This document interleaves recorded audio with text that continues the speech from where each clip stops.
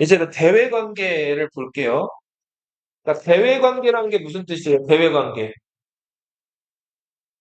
그치. 조선 안에서 있었던 일이 아니라 조선과 다른 나라들 간의 조선과의 관계를 얘기하는 부분이겠죠? 자, 여기 옆에 보면은 세로탭, 가로탭이 있죠? 자, 먼저 세로탭부터 보자. 세로탭에 보면은 시기가 나와 있는데 조선 어느 시기라고 나와 있어요? 먼저 전기라고 나와 있죠? 그리고 조선 전기에 200년 동안 평화롭다가 일본이 쳐들어오는 외란을 겪고 여진 쪽이 쳐들어오는 호란을 겪어요. 이 두 개의 전란을 뭐라고 부를까요? 외란과 호란을 합쳐서 양난이라고. 뭐라고 부른다고요? 양난. 조선은 양난 이전을 조선 전기라고 부르고 양난 이후를 조선 뭐라고 부른다? 후기라고 부른다. 조선 왕조 500년 역사. 자, 이제 그리고 가로탭 볼게요. 맨 위에. 자, 먼저 조선과 어느 나라의 관계에 나와 있어요? 명나라에 대한 관계 나와 있죠? 옆에 뭐라고 나와 있어요? 설명에. 4대 4대라고 나와 있죠? 4대가 뭐죠? 4대. 조공을 같이 맞아요. 정확하게 좀 더 얘기하면. 황제국 맞아요. 그것도 맞는 얘기고. 우리 묘청의 서경천도 운동 때부터 4대 얘기가 나왔었죠. 자, 당시 이자겸 정권이 금나라에 어떻게 하고 있었어요? 4대 하고 있었죠? 작은 나라가 큰 나라를 챙기는 거를 뭐라고 부른다? 4대라고. 조선은 건국 초에 명나라랑 잠깐 안 좋았어요. 자, 기억나는지 모르겠지만 명나라 태조 주원장이 정도전 데리고 와. 정도전 이렇게 싸가지 없이 데리고 와라고 얘기했다 그랬죠. 그때 이성계가 안 보내고 오히려 요동으로 다시 정벌할 계획을 세웠다 그랬죠. 그러다 무슨 난이 일어났어요? 태종 이방원에 의해서. 왕자의 난이 일어났죠. 왕자의 난 이후부터 조선은 명나라에 납작 엎드린다. 근데 4대 관계에서 납작 엎드렸다고 해서 무조건 나쁜 것만은 아니에요. 현실적으로 명나라가 당시에 자, 동양을 대표하는 강국이니까 명나라에게 머리를 숙이면서, 선생님 봐봐. 자, 명나라에 머리를 숙인다는 거는 명나라에 뭐를 바치는 거예요? 조공 조공을 바치는 거예요.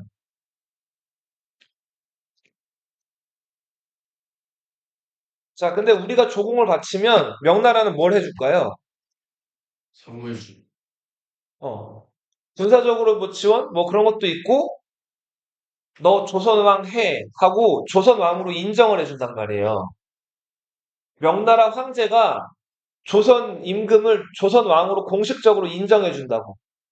이때 이 행위를 책봉이라고 불러요. 뭐라고 부른다고요? 명나라 황제가 책봉해주면 우리는 감사합니다. 명나라 황제님하고 섬기면서 조공을 바치는 거예요. 이거 안 좋은 거 아니에요? 라고 생각할 수 있는데 잘 봐요. 여기 이면에 숨겨져 있는 게 있어요. 자, 조공 국가가 황제 국가에게 조공을 바치면서 사대를 하면 황제 국가는 그냥 고마워 하고 끝날까요? 안 끝나요. 조공에 대한 감례를 해요. 이거를 사례라고 불러요. 뭐라고 부른다고요? 사례. 혹은 앞에 돌아간다는 뜻에서 회사례라고도 부르는데 조공과 사례의 경제적 규모가 어떤 게 더 클 것 같아요? 사례 이게 더 커요.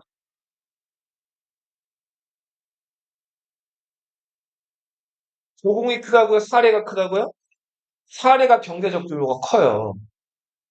그러니까 조선 입장에서는 명나라에게 머리를 숙이는 것 같지만 그렇다고 해서 무조건 손해보는 장사가 아닌 거예요. 경제적 규모가 꽤 크단 말이에요, 이 사례가. 명나라 특산물 비단 이런 것들 받아오기 때문에.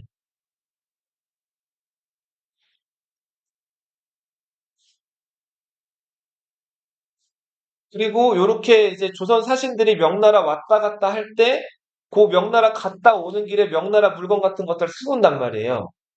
이렇게만 무역이 허용됐어요. 이런 무역들을 공무역이라고 불렀어요. 그러면은 상인들이 개인적으로 명나라 넘어가서 명나라 물건을 가져오거나 이건 가능했을까요? 불가능했을까요? 이거는 절대로 안 됐어요. 다 막았단 말이에요. 이렇게 개인적으로 무역하는 거는 뭐라고 부르죠? 사무역이라고 하죠. 사무역은 전부 다 차단.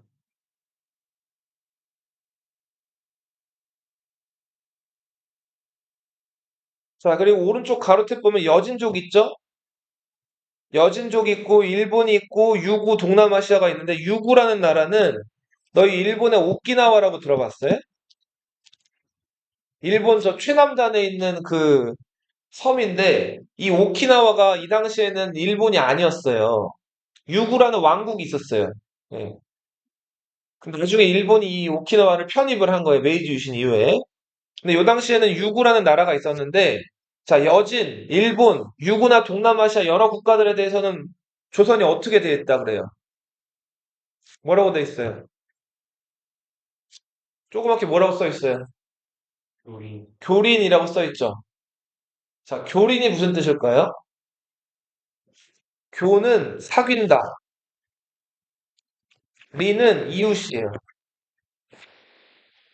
이웃과 어떻게 한다는 거? 산 사귄다라는 거. 명나라 같이 큰 나라에게는 4대. 그리고 여진이나 일본이나 동남아시아 국가들처럼 문화적으로 우리보다 하나 떨어져 있다고 생각하는 그런 이웃 부족에게는 어떻게 했다? 교린했다. 자, 여기서 교린책은 잘 봐요. 자, 어떤 사람이랑 관계를 맺을 때 일방적으로 잘해주기만 하면 될까요? 안 될까요? 안 되겠죠? 그럼 기어 오를 수 있잖아요. 그래서 당근과 채찍, 때로는 잘해주고 얘네들이 기어 오르면은 때리는 거예요. 자, 여진족들은 조선이 있으면 여기 사는 애들이 여진족이었죠?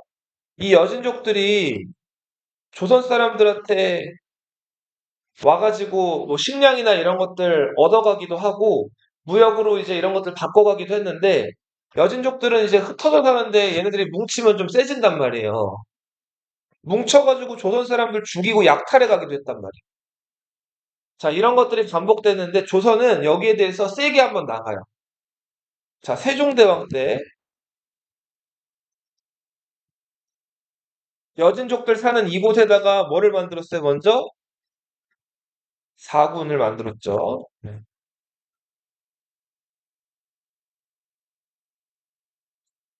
여기다가 사군,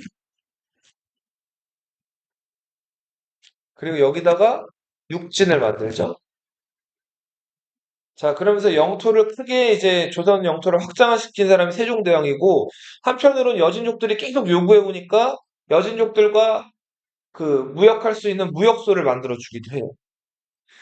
자, 여기 함경도 지역이랑 평안도 지역, 여진족들이 많이 사는 지역들을 이제 조선이 영토로 편입을 했는데, 여기 확실하게 조선 땅으로 만들려면 조선 인구가 많이 가서 살아야겠죠. 그죠? 자, 그래서 여기 경상도, 전라도, 충청도, 여기를 삼남이라고 부르죠. 경상도, 전라도, 충청도. 이 삼남 지방의 주민들을 이쪽으로 이사시켜가지고 살게 해요.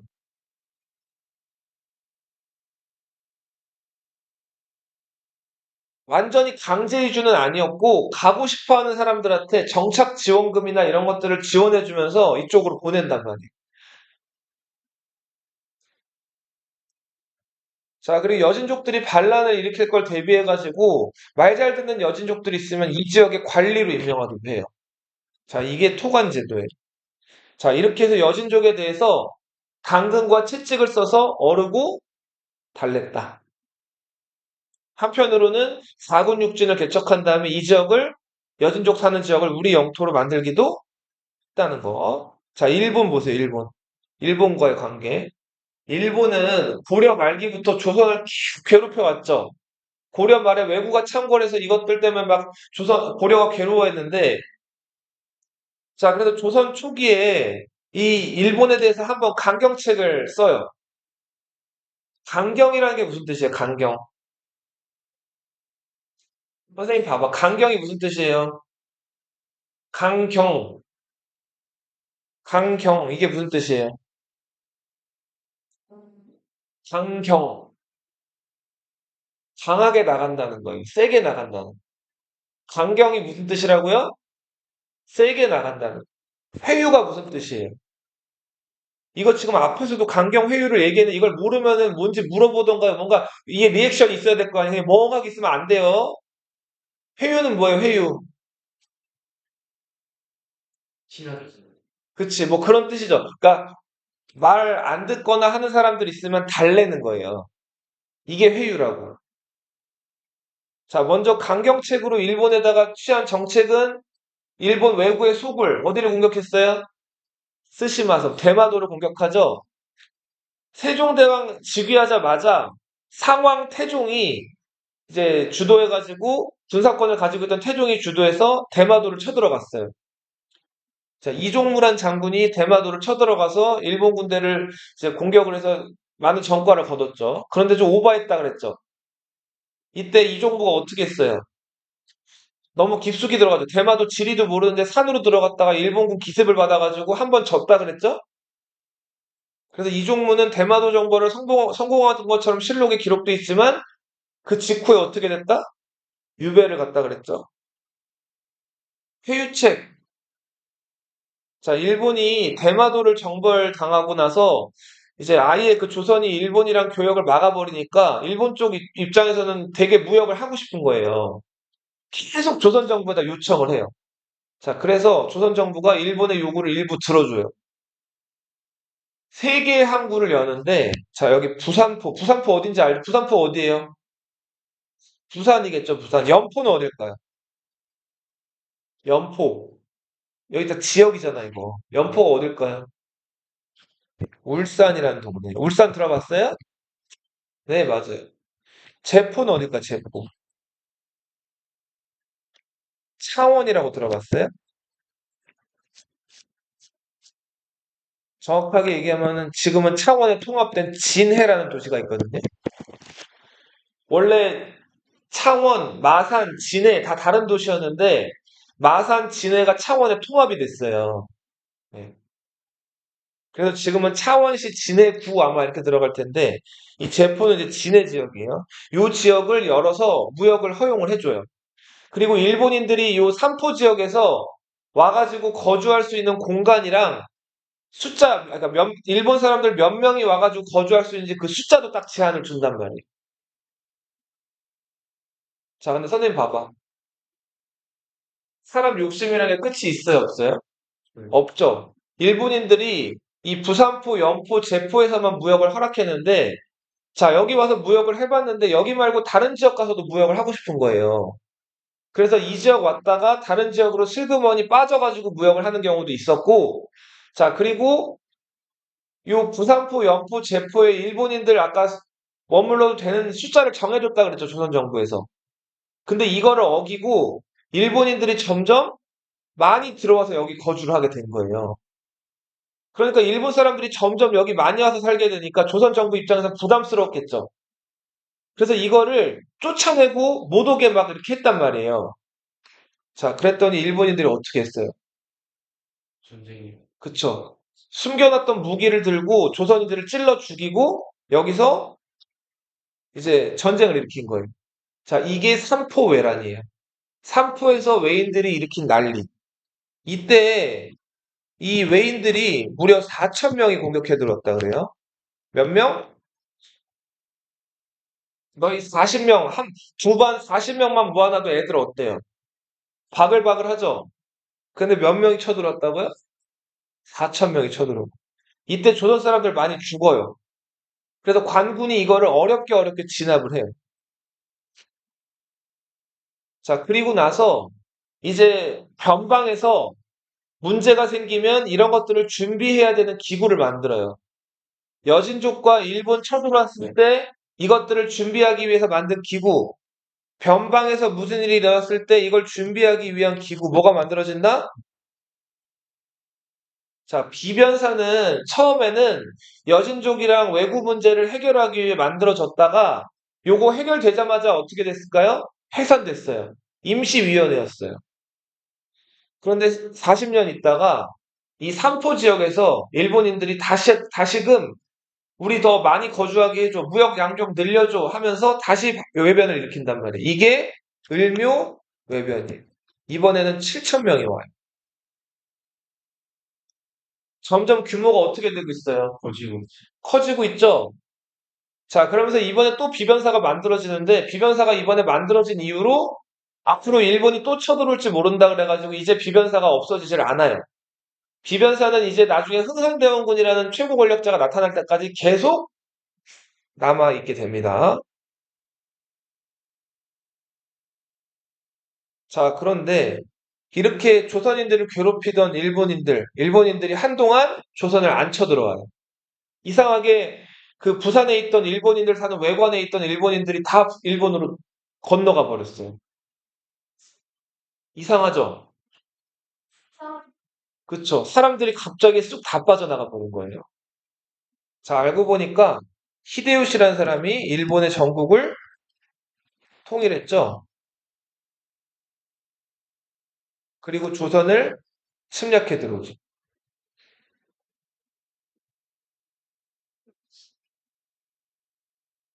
자, 히데요시의 오른팔이었던 상인 출신의 고니시가 먼저 쳐들어왔죠. 자, 부산을 쳐들어왔는데 맞아요. 처음에 정발 장군 발견했지만 싸워보고 금방 전사했죠. 정발 송상현 장군이 부산에서 전사하게 되죠. 자, 조선 정부가 불이 나게 신립 장군을 충주에 보내죠.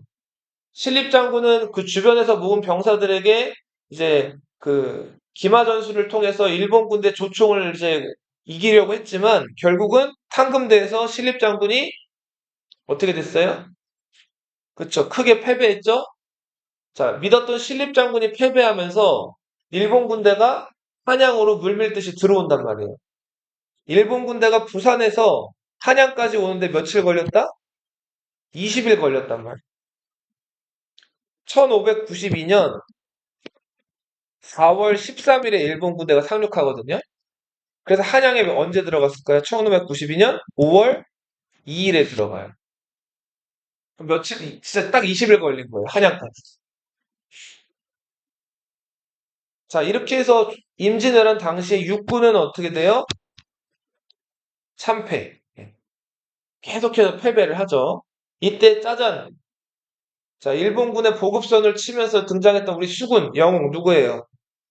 그쵸, 이순신 장군이죠. 옥포에서의 최초의 승리. 우리 저 한등검에서는 요걸 좀 알아두세요. 최초의 승리가 어느 해전이라고요? 건. 옥포해전. 그리고 일본이 자랑하는 와키자카라는 군인이 이끄는 일본의 수군을 한산도 앞바다에서 유인해가지고 전멸을 시켰죠. 이게 그 유명한 한산도 대첩.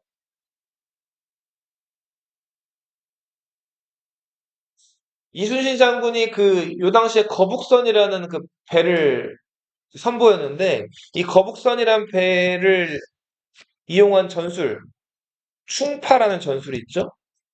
자, 거북선은 돌격선이에요.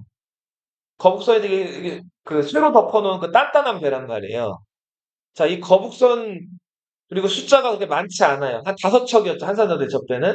이 거북선이 일본 배로 이제, 일본 배들을 향해 가지고 이제 가는 거예요. 가서 어떻게 공격하죠, 거북선이? 음. 그쵸. 일본 배들과 부닥치는 거예요. 그래서 일본 배들을 이제 부셔놓고 대열을 흐트러 놓으면 이제 판옥선이라는 배들이 이렇게 하계 날개 모양으로 이제 일본 배들을 둘러쌌다가 여기서 집중 포화를 퍼부어가지고 일본 군대를 전멸시키는 전술이죠. 자, 이걸로 한산도에서 자, 일본의 수군들을 크게 무찔렀죠. 자, 수군이 이렇게 대활약을 했고 수군에 이어서 또 활약했던 병사들이 의병들이죠. 자, 우리 저 곽재우 별명은 홍위 장군. 자, 갑오주에 붉은 또 옷을 또 입어가지고 네, 붉은 갑옷을 입은 장군으로 유명했는데 이 곽재우가 굉장히 좀 이벤트를 잘했다 그래요. 그래서 자기가 입은 그 붉은 갑옷을 자기 부하 9명에게 똑같이 입게 해가지고 자, 일본 군대가 이렇게 나타나면은 곽재우 장군, 이렇게 자기 부하들 그 10명이 여기서 나타나고 저기서 나타나가지고 일본 군대가 곽재우가 여기 있고 저기 있고 막 헷갈려서 우왕좌왕하다가 이 의병들에게 크게 피해를 입었다 그러죠. 자, 그리고 이 일본 군대는 한국 지리를 모르죠. 그죠? 자, 우리는 숫자도 부족하고 무기도 부족하지만 지리를 잘 안단 말이에요. 자, 그래서 일본 군대가 지나갈 때마다 우리가 익숙한 지리를 활용해가지고 일본군의 후방이나 옆을 효과적으로 잘 쳤단 말이에요. 자, 이렇게 해서 수군과 의병이 활약하는 바람에 자, 일본은 육군은 20일 만에 한양을 함락하고 평양까지도 한 달 만에 올라갔지만 자, 우리 전쟁에서 핵심은 뭐예요? 싸워서 이기는 것도 중요하지만 먹는 것도 중요하죠. 보급이 잘 돼야 된단 말이에요. 그죠? 근데 보급이 잘 됐을까요? 안 됐을까요? 안 됐어요. 자, 일본의 목적은 자, 이 백기를 통해 가지고 보급을 하려고 했는데 여기선 누구에게 저지당했죠? 그렇죠. 수군. 이순신에게 제지를 당했고 그래서 길도 잘 모르는데 육지로 보급을 하려고 했지만 육지에서는 번번이 사람이 의병들에게 공격을 받았죠. 자, 그러면서 결국은 일본은 요 평양 지역에서 더 진격하지 못하고 머무르게 된단 말이에요.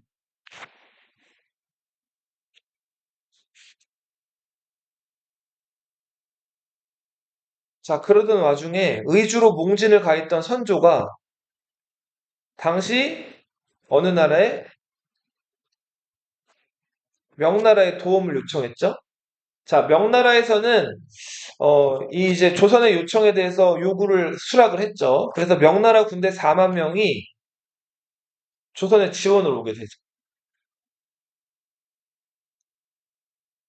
자, 명나라 군대가 이제 들어오게 되면서 조명연합군이 평양을 탈환을 하게 돼요. 이때 명나라의 군을 이끌었던 장군은 이여송이라는 장군이죠. 자, 근데 명나라 군대가 조선 그 유성룡이라든지 이런 신하들 좀 신중하게 일본 군대를 무찌르면서 나아가자는 얘기를 잘 안 듣고 무리하게 나가다가 지금의 저 고양시 들어봤어요? 저 고양시에 있는 벽제관이라는 곳에서 일본 군대를 신나게 추격하다가 매복에 걸려서 한번 크게 진단 말이에요. 자, 전쟁은 99번을 이기다가도 100번째 전투에서 지게 되면 사기가 어떻게 되는 법이에요? 꺾이는 법이죠.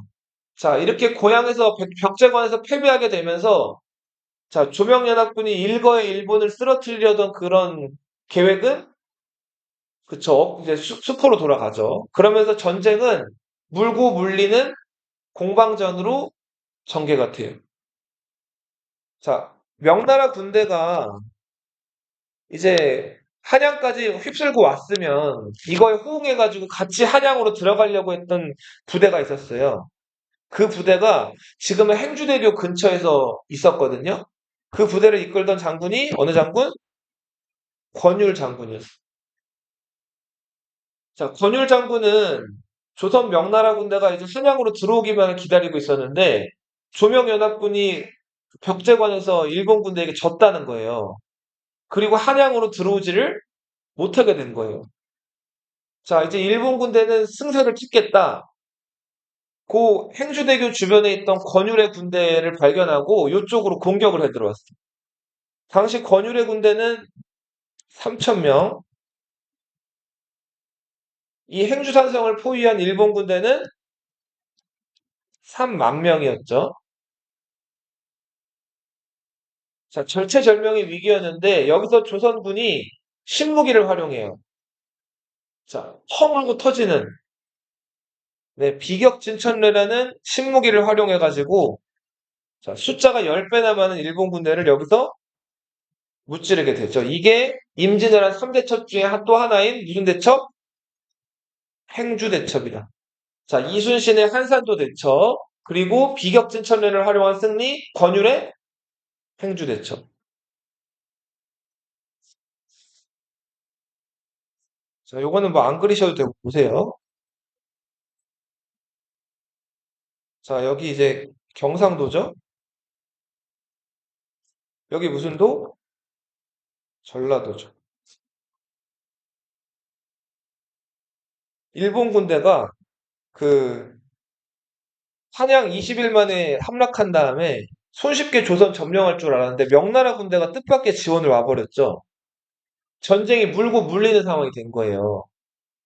자, 그래서 일본 군대는 이제 식량을 잘 보급하면서 여기서 조선의 반 정도를 먹어 치운 다음에 자, 이제 버티면서 협상을 할 생각을 하게 됐는데 그러려면 식량이 필요하죠. 근데 식량 보급하려는데 지금 바다를 이순신이 장악을 했죠. 육지로 보급도 아까 어떻다 그랬어요. 의병 때문에. 쉽지가 않았다 그랬죠. 자, 그래서 일본 군대가 이거 안 되겠는데 해가지고 식량을 이 경상도랑 전라도에서 자체적으로 조달하려. 경상도랑 전라도는 평야가 많기 때문에 여기서 이제 추수때가 되면은 식량이 많이 나온단 말이에요. 자, 특히 이 전라도는 호남 평야가 있어가지고 쌀이 많이 생산되는 지역이에요. 그래서 이 지역을 어떻게든 차지하려고 하는데 자, 백길은 막혀 있죠, 이순신 때문에. 그럼 어디밖에 없어요? 육지로 가는 길밖에 없죠. 자, 그래서 이 충청도 지역에서 전라도 지역으로 내려가려고 하는데 여기 이치라는 고개가 있는데 여기서 권율 장군과 조선 군대가 힘을 합쳐가지고 일본 군대를 무찌른단 말이에요. 자, 그래서 충청도에서 전라도로 가는 루트는 어떻게 된다? 막혀버려요. 자, 자, 일본 군대가 유일하게 이제 전라도로 들어갈 수 있는 길은 어디서 어디로 들어가는 루트밖에 없어요. 경상도에서 전라도로 들어가는 루트밖에 없죠. 자, 경상도에서 전라도로 들어가는 길목에 진주라는 도시가 있어요. 어느 도시? 진주. 진주. 자, 여기를 당시 진주 목사였던 김시민이 지키고 있었어요. 자, 김시민의 부대는 3,800명. 진주성을 지키고 있었죠. 자, 이 진주성을 포위한 일본 군대는 역시 3만 명.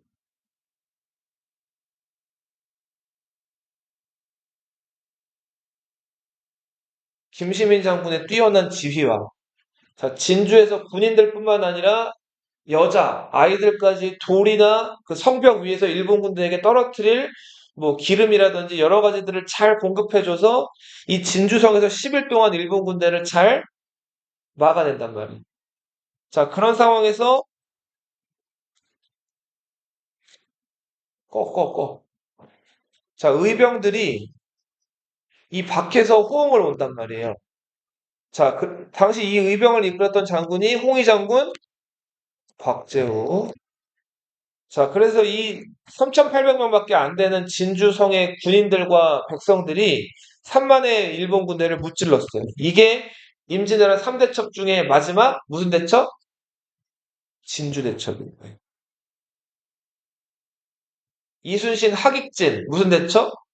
한산도 대첩. 비격진 천례 행주산성 행주대첩. 이때 행주치마로 또 뭐 돌을 날랐다고 해서 행주산성, 행주대첩, 이런 행주대교 이런 얘기가 유래했다고도 해요. 자, 그리고 진주성에서 이제 김시민 장군의 지휘와 의병의 활약으로 일본군을 무찔렀던 자, 이렇게 조선 군대가 저력을 보여주기 시작을 했고, 그죠? 3대첩. 조명연합군이 내려오니까 일본 군대도 이제 부담을 느끼게 되죠. 이때부터 휴전협상에 들어가요. 그만 싸우자. 자, 그런데 히데요시가 요구하는 게 훨씬 컸어요. 히데요시는 전라도, 경상도, 충청도, 강원도 네 개 도를 우리 일본에게 주면 우리는 더 이상 싸우지 않겠다 이렇게 얘기하는 이게 말이 돼요? 말이 안 되죠. 자, 그래서 결국은 휴전협상은 자, 실패라고 안 하고 협상이 잘 안 되는 걸 결렬이라고 뭐라고요? 결렬된다. 히데요시가 다시 조선을 침략하라 그래요. 그래서 5년 만에 휴전협상이 끝나고 다시 쳐들어오는데 일본이 이걸 뭐라고 부른다? 정유 다시 재란이라고 부릅니다. 이순신 장군은 23번을 싸워서 23번을 다 이겼다 그래요. 23전 몇 승? 20. 자, 그런데 이순신 장군이 남쪽에서 너무 잘 싸우죠. 인기가 점점 올라가죠. 올라가는 정도가 아니라 이거는 뭐 그냥 이 주변 사람들이 임금인 선조보다도 이순신을 더 좋아하는 거예요. 자, 그럴 수밖에 없는 게 선조는 지금 어떤 상황이에요? 그 도망가 있는 상황이죠. 궁궐을 버리고. 자, 그러다 보니까 이순신 장군 인기가 올라가니까 이 임금 선조가 이순신에 대해서도 그죠. 질투를 하고 경계를 하기 시작한다고. 그래서, 그래서 신하들한테 모아놓고 이순신을 자꾸 헐뜯는 얘기들을 해요. 자, 그리고 이순신이 공을 세우고 이제 승리한 거를 이순신 공으로 얘기를 안 하고 이순신과 같이 전쟁터에 있었던 원균의 공이었다라는 식으로 자꾸 얘기를 하는 거예요. 근데 이 원균이라는 사람은 이순신 장군이 이제 전쟁터에서 남긴 난중일기란 기록이 있죠. 이 난중일기에 원균이 자주 등장하거든요. 이순신이 원균이랑 회의할 때마다 스트레스를 너무 받아가지고 일기에다가 계속 원균 욕을 해요. 자, 원균이 어떤 타입이었냐면 일단 무대뽀예요. 주변 사람 얘기 들어요, 안 들어요? 안 들어요. 그리고 또 술 마시면 주사가 있어요. 술도 한 번 마셨다 하면 끝까지 마시고 술 먹었다 하면 주변 사람들에게 막 폭언이랑 막 행패한 다 부리는 거예요. 답이 없는 인간이죠. 자, 그리고 항상 이순신 장군은 자, 전쟁을 치르기 전에 그 내가 싸울 곳이 어딘지나 이런 것들을 면밀하게 조사해가지고 우리 군세가 유리하고 잘 싸울 수 있는 지형을 먼저 선점을 한 다음에 일본군을 그쪽으로 유인을 해가지고 유리한 곳에서 싸워서 이겼단 말이에요. 근데 원균은 이런 거 조사 잘 해요, 안 해? 안 해. 조사 안 하고 그냥 자기 감이랑 무대뽀로 돌격이에요. 자, 이런 타입인 원균이라서 이순신이 애를 많이 먹었는데 아무튼 이순신 옆에 있다 보니까 원균도 같이 승리자 명단에 계속 이름이 올라갔단 말이에요. 근데 선조는 이순신이 점점 믿고 싫어지니까 계속 누구를 칭찬했다? 원균을 칭찬해. 고니 씨랑 가토가 사이가 좋다 그랬어요? 안 좋다 그랬어요? 안 좋다 그랬죠? 누가 히데요시에게 인정을 받을 건지를 가지고 둘이 사이가 안 좋았고 조선 침략할 때도 결국은 둘이 제비뽑기해서 막 다투다가 누가 고니 씨가 먼저 이제 조선으로 들어왔다 그랬죠? 자, 한 번은 고니 씨 쪽에서 편지를 보내요. 조선 정부에다가 내가 가토랑 사이 안 좋은 거는 세상의 사람들이 다 아는데 가토 군대가 몇 날 며칠 몇 시에 여기 앞바다 자 조선 앞바다에 상륙을 할 거니까 조선 군대가 기다렸다가 요거 기습하면 가토의 군대를 쉽게 격파할 수 있을 것이다 라고 편지를 보낸 거예요. 자 조정에서 이 편지를 보고 자 막 이제 논란이 이제 생겨요. 자 일단은 이 편지대로라면 진짜 기다렸다가 가토 군대를 기습해가지고 가토 군대에게 타격을 줄 수도 있을 것 같죠? 근데 이 편지를 누가 보냈어요? 고니씨. 고니 씨가 보냈죠? 이거 믿을 수 있는 편지예요? 적이 보낸 편지잖아요. 고니 씨는 또 히데요시의 맹장이잖아요. 이거 믿을 수 없는 편지죠. 근데 선조가 믿어. 그죠. 우와. 자 그리고는 이순신한테 이 고니 씨 얘기대로 고니 씨가 가라앉은 곳에 가서 가토 군대를 기다리라는 거예요. 이거 용납이 돼요? 이거 잘못하면 어떻게 될 수도 있어요. 잘못하면 다 죽을 수도 있죠. 그죠? 가토 군대가 고니시 군대랑 짱구 버리는 일일 수도 있잖아요. 그죠? 그래서 이순신이 선조가 명령을 내렸는데도 이 명령을 거부해요. 자, 근데 신하가 아무리 잘 싸운다 그래도 왕의 명령을 거부하면 어떻게 돼요? 역적이 되는 거죠. 역모가 되는 거예요. 친팀이. 그쵸? 같은 일본인들끼리니까. 자, 그래서 이때 이순신이 조정으로 불려가요. 삼도 수군 통제사, 전라도, 충청도, 경상도 수군을 통제하는 삼도 수군 통제사로서 23승을 거두고 있던 이순신이 어디로 갔다고요? 한양 조정으로 끌려간다. 그래서 어떻게 됐을까요? 유배. 고문을 당해요. 자, 23번을 이겼던 장군이 자, 이제 하루 종일 이제 고문을 당한단 말이에요. 자, 그래서 이순신이 이때 몸도 마음도 많이 상하게 되는데 이때 자, 조선왕조 실록 기록을 보면은 선조가 이순신 미워하는 게 극에 달하거든요. 그때 주변에 있는 신하들이 어떻게 했을까요? 다 어떻게 얘기했을 것 같아요? 마이너스. 선조를 말렸다. 구매주의 한신처럼. 아, 이순신을 고문하고 죽이자 그래요. 진짜로요? 그게 누구 뜻에 맞으니까? 왕의 뜻에 맞으니까. 그리고 심지어는 이순신을 추천했던 유성룡도 이때는 이순신 욕을 한다고.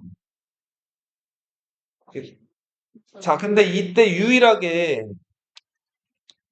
정탁이라는 사람, 정탁이라는 신하 하나가 자, 이순신을 죽이면 안 된다. 이순신은 세운 공이 많고 그 선조가 지금 적의 얘기를 듣고 한 판단이기 때문에 이순신은 그래서 거절을 한 거로 이순신을 적극적으로 변호한다. 자, 그래서 이 사람의 변호가 먹혀서인지 아니면 이순신에 대한 여론이라는 게 워낙 그 엄청난 거여가지고 이순신을 건드릴 수 없는 장군이라고 판단을 해서인지 모르겠는데 고문은 하루로 끝나요. 그리고 이순신이 이제 벌을 받아요. 당시 권율 장군 밑으로 이순신도 권율과 같은 동등한 장군인데 권율 밑에 졸개로 들어간다. 자, 이렇게 장군이 자기 장군직을 다 뺏기고 나서 병졸로 강등돼가지고 일하는 거. 백의 종군이라고 부르죠. 자, 이순신이 강등돼서 뭘 하게 됐다고요? 권율 밑에서 백의 종군을 하게 돼요. 자, 이순신이 물러난 그 자리에 임명된 사람이 원균이에요. 누구? 원균. 이순신이 여러 번 싸우면서 수군을 강력하게 만들어 놨어요. 근데 그 수군을 이제 원균이 이끌게 됐는데, 조정에서는, 자, 야, 이제 일본 군대에 저거 우리 수군 싸울 때마다 이긴 거 보니까 별거 아니니까 빨리빨리 무찔러 버려. 자, 원균한테 계속 재촉을 하기 시작을 해요. 자, 그래서 원균은 조정의 재촉을 받고 일본 군대랑 안 싸울 수가 없게 돼버렸죠? 그래서 이순신이 애써 만들어 놓은 이 수군을 이끌고 자, 거제도 앞에 칠천량 앞바다로 나가요. 자, 원래 이순신 장군은 적을 유리한 쪽으로 끌고 와가지고 이제 다 만반의 준비를 갖춰놓고 적을 공격했다 그랬죠? 자, 원균은 그런 거 있었어요, 없었어요? 그쵸. 그런 거 없이 칠천량 앞바다에서 일본 군대, 이제 준비된 일본 군대랑 무지성 돌격을 벌인 거예요. 전투를. 자, 어떻게 됐을까요? 줬어요. 여기서 그 애써 만들어놨던 조선 함대가 100척 이상이 여기서 다 불타버린 거예요. 원균도 그 전투에서 진 다음에 이 근처에 있는 섬에 급하게 내렸다가 쫓아오는 일본 군대가 원균을 죽여버린다. 너무 이때 패배가 극심해가지고 도저히 이 전쟁은 가망이 없겠다고 생각해서 당시 경상 우수사였던 배설, 이름이 배설이에요. 자, 배설이 12척의 배를 이때 빼놔요. 원균이 모든 함대를 동원했는데 그 함대 중에서 유일하게 몇 척만? 저. 이 12척만 배설이 가망이 없다고 생각해서 어떻게 했다고요? 그 칠천량해전에서 쑥 빼놓는단 말이에요. 그 다음에 자기 진영으로 도망을 쳐요. 이건 어떻게 보면은 잘못된 행동이긴 한데 그 잘못된 행동 때문에 몇 척이 살아남았어요, 그래도. 12척이 살아남은 거죠. 네. 자, 이제 원균이 죽고 이순신이 애써 만들어 놓은 100척의 그 조선 함대가 다 불타버린 거예요. 이순신을 그제서야 백의종군에서 조정에서 풀어주고 다시 삼도수군 통제사를 임명을 했어요. 자, 돌아보니까 배가 없어요. 배가 한 척도 안 남아 있는 거예요. 자, 근데 일본군 함대 300척이랑 싸워야 된다는 거예요. 자, 이때 조정에서 무슨 얘기가 나오냐면 수군을 없애자는 얘기가 나와요. 자, 수군을 없애고 남아있는 그 수병들을 다 육군으로 집어넣자는 거예요. 그 바다를 포기하자는 거죠. 자, 근데 이때 또 이 이순신을 끝까지 지켰던 정탁이라든지 이런 사람들이 수군을 버린다는 거는 바다를 일본에게 내주는 거라서 전쟁에서 지는 거나 마찬가지다 이렇게 얘기를 해서 선조가 수군을 폐지하자는 얘기를 이제 못하게 해요.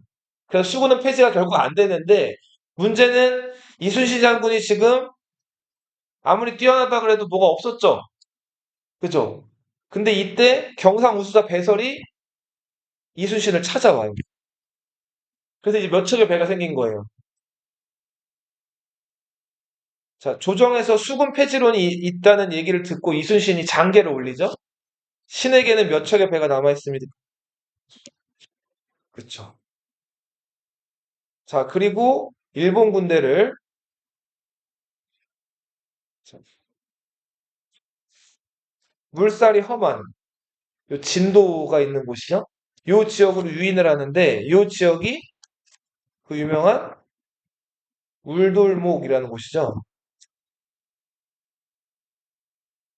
조류 이 파도 물살이 엄청 세가지고 예, 배가 잘못 휘말리면은 다 침몰해 버린다는 아주 그 위험한 곳인데 그 사람 우는 소리가 우우 난다 그래서 울돌목 물이 이렇게 돌아간다 그래서 울돌목이라고 불리는 아주 좁은 병목 구간이에요. 자, 요 지역으로 이제 조선 수군이 거의 남아있지 않다고 방심한 일본 군대를 유인을 한다. 자, 그래서 12척 대 일본 군대 배 300척.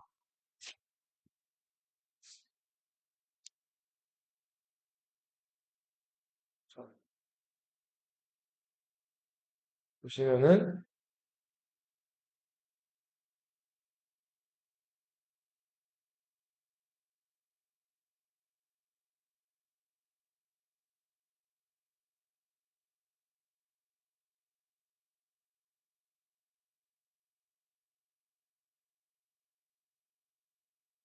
네. 어,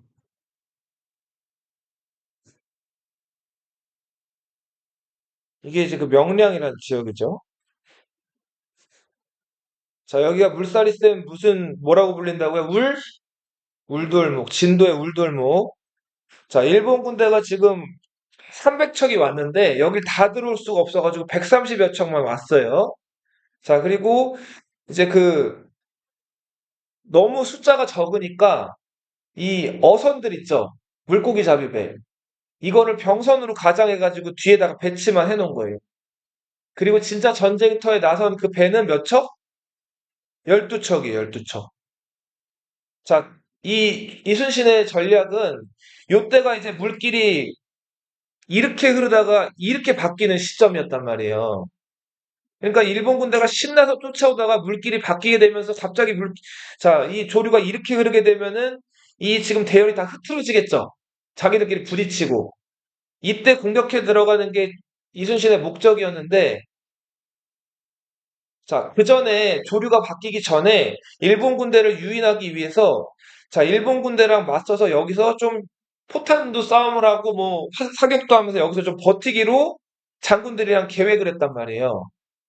근데 막상 일본 배가 130척이 이렇게 몰려오니까, 자, 정작 같이 여기서 버티고 싸우기로 했던 나머지 11척의 배를 이끌던 장군들이 지금 어떻게 하고 있었을까요? 겁을 먹어가지고 싸우질 않는 거예요. 앞으로 나가질 않고 어떻게 하고 있었다고요? 그냥 버티고 있었던 거예요.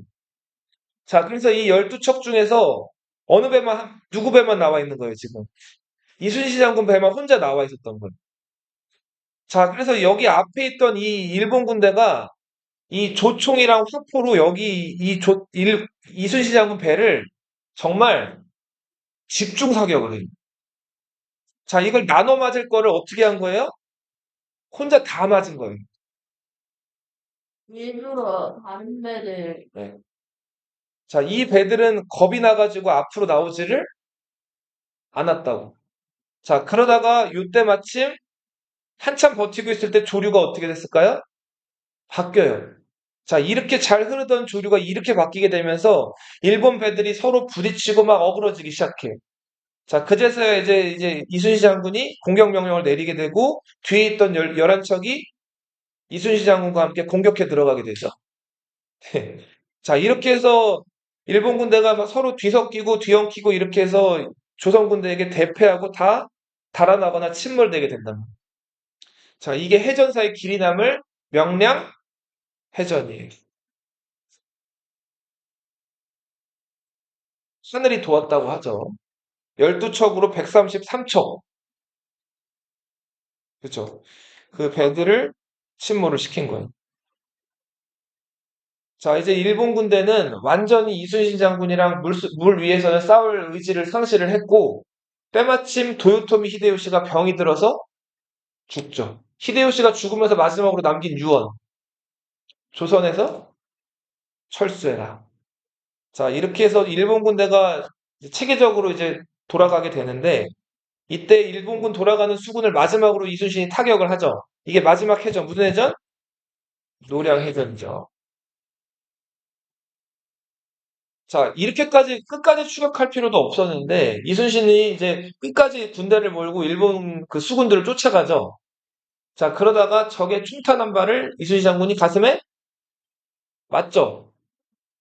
이런 말을 남겼다 그러죠. 전방급 신 우런 마산. 이게 뭘까요, 이거? 자신의 죽음을 적에게 알리지 마라. 전방급이 뭘까요? 전방급. 지금 전쟁 상황이 급하니까 신은 뭘까요? 신. 삼가다라는 뜻이 삼가다. 물언. 말하는 걸 삼가라. 누가 죽은 거를? 신의 죽음. 그렇지. 내가 죽은 거를 말하지 말라 이런 뜻이죠. 지금 전황이 급하니까 내 죽음을 적에게 알리지 말라는 거죠. 자, 이렇게 해서 노량에서 이순신 장군이 마지막으로 전사를 하게 되고 일본 군대는 물러가게 되면서 정유재란이 끝이 난다. 임진왜란부터 정유재란 끝까지 7년이 걸렸어요. 그래서 이 전쟁을 몇 년 전쟁이라고도 한다? 임진왜란을 거치면서 그 이전에 일본 군대가 쳐들어왔을 때 이걸 처리하던 기구, 이 비변사란 기구가 이제 조선의 모든 정치를 관장하는 최고 기구가 돼요. 조선은 쑥대밭이 됐죠. 농경지가 불타고 토지대장, 인구대장 이런 게 다 타버렸어요. 문화재도 다 탔어요.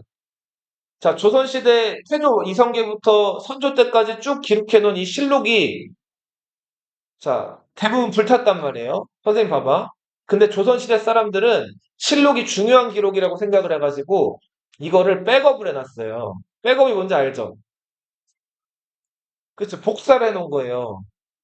당시에 이 사고라는 곳에다가 네 군데에다가 이 실록을 백업을 해놨는데 다른 사고들이 다 불탔고 유일하게 어느 사고에 있는 실록만 전주 지역에 보관해 놓은 사고만 불타질 않았어요. 사실은 그 지역 사고도 불이 탔는데 양반 두 명이 이게 왠지 불탈 것 같은 거예요. 그래서 어떻게 했을까요? 그 지게 있죠, 지게. 지게 이런 것들을 지고 그 전주 사고에 들어가가지고 이 실록들을 꺼냈어요. 그래서 어디로 옮겼을까요? 적이 안 쳐들어오는 깊은 산속 동굴로 이 실록들을 다 옮겨놔요. 그래서 그 전주에 있던 사고 실록본 외에는 다 어떻게 된다? 다 불탔단 말이에요. 네. 사람 두 명이 옮긴 거예요. 그래서 그게 옮겨졌기 때문에 조선 전기 그 기록들이 다행히 보존이 됐죠. 그리고 나서 조선에서는 이거를 5군데에 다시 옮겨서 백업을 해요. 이번에는 어디에다 옮겨서 백업했을까요? 산속에다가 이것을 옮겨놓고 보관을 하게 되죠. 일본인들은 우리 조선에서 많은 것들을 가져갔는데 도자기 기술자를 잡아가요. 이삼평이라는 사람을 잡아가서 일본 도자기가 이제 크게 발전하게 되는데 일본 아리타 지역의 도자기. 이게 이제 조선 영향을 받게 된 거고요. 그리고 이황의 제자, 이황이 성리학자였죠? 이황의 제자였던 강항이라는 사람도 이때 전라북도 남원에서 잡혀가요. 강항은 일본에 끌려가가지고 일본 성리학자들이랑 교류하면서 많은 것들을 가르쳐 주는데 강항 하면은 임진왜란 때 잡혀간 이황의 제자를 떠올리시면 돼요.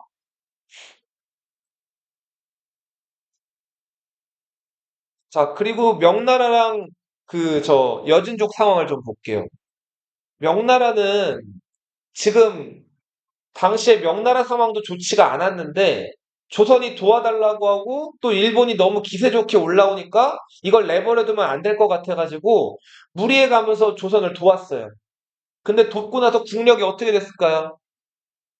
국력이 많이 빠진다. 너무너무 이제 많은 그 에너지를 소모해가지고 나라가 급격하게 이제 무너지게 돼. 자, 명나라가 이렇게 힘이 빠지고 있을 때